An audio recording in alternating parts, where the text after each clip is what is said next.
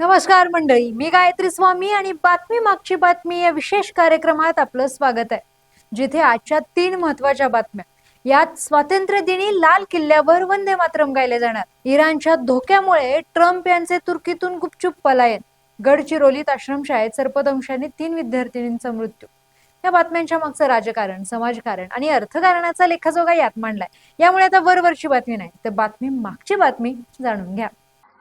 बाबा, खूप बोर होतंय. काहीतरी नवीन फ्रेश ऑर्डर करा ना. माझ्याकडे एक सरप्राईज आहे. गोकुळचा आस्वाद परंपरेचा, गोकुळ आईस्क्रीम सोबती प्रत्येक क्षणाचा. गोकुळ आईस्क्रीम. बातमी आहे, स्वातंत्र्य दिनी लाल किल्ल्यावर वंदे मातरम गायले जाणार. भारताच्या 80व्या स्वातंत्र्य दिनी दिल्लीतील लाल किल्ल्यावर इतिहास रचला जाणार असून प्रथमच लाल किल्ल्यावरून राष्ट्रीय गीत वंदे मातरम गायले जाणार आहे. वंदे मातरमच्या 150व्या वर्षाचे औचित्य साधून केंद्र सरकारने हा निर्णय घेतलाय.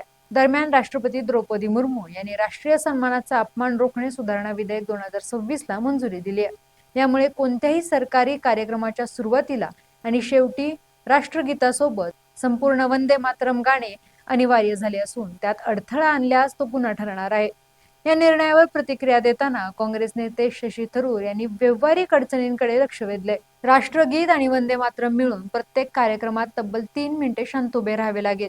अशा प्रकारे कायद्याच्या माध्यमातून जबरदस्तीने आदर आणि संयम लादता येत नाही. उलट यामुळे या राष्ट्रीय प्रतीकांचा सन्मान वाढण्याऐवजी विपरीत परिणाम होण्याची भीती त्यांनी व्यक्त केली आहे. बातमी आहे, इराणच्या धोक्यामुळे ट्रम्प यांचे तुर्कीतून गुपचूप पलायन.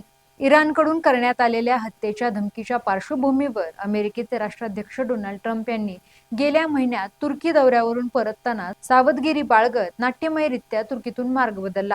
एका वृत्तपत्रानुसार सुरक्षेचा उपाय म्हणून ट्रम्प यांनी अधिकृत एअरफोर्स वन ऐवजी एका गुप्त लष्करी विमानाने अमेरिकेकडे उड्डाण केले. नाटो परिषदेसाठी अंकारा येथे गेलेले ट्रम्प सर्वांना भास व्हावा म्हणून सुरुवातीला नेहमीच्या विमानात चढले, मात्र नंतर केटरिंग कंटेनर आणि ट्रकच्या मदतीने अत्यंत गुप्तपणे दुसऱ्या विमानामध्ये दाखल झाले.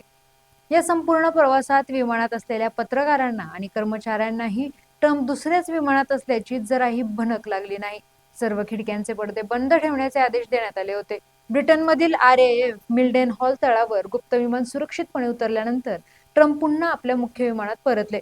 यापूर्वी 2000 मध्ये बिल क्लिंटन यांच्या पाकिस्तान दौऱ्यावेळी सुरक्षेच्या कारणास्तव असाच चकवा देण्यात आला होता. बातमी आहे, गडचिरोलीत आश्रमशाळेत सर्पदंशाने 3 विद्यार्थिनींचा मृत्यू.